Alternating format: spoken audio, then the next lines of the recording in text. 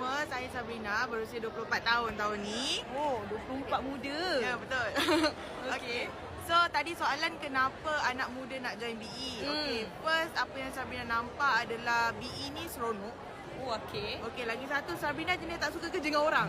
Okay. Okay, so that's why Sabrina choose BE. Dan lagi satu, kenapa BE adalah culture dia.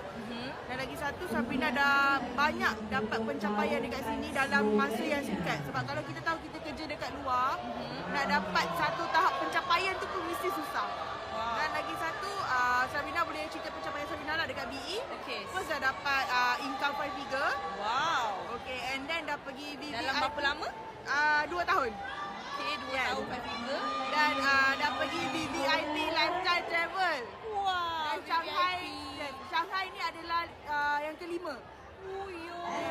And then Sabrina akan naik ke stage BE Legend untuk kapal. Wow, muda dah dapat kawan ni.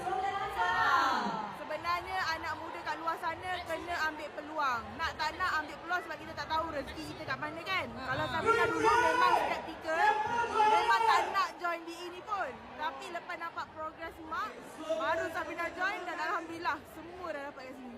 Kafan umur 24? 24.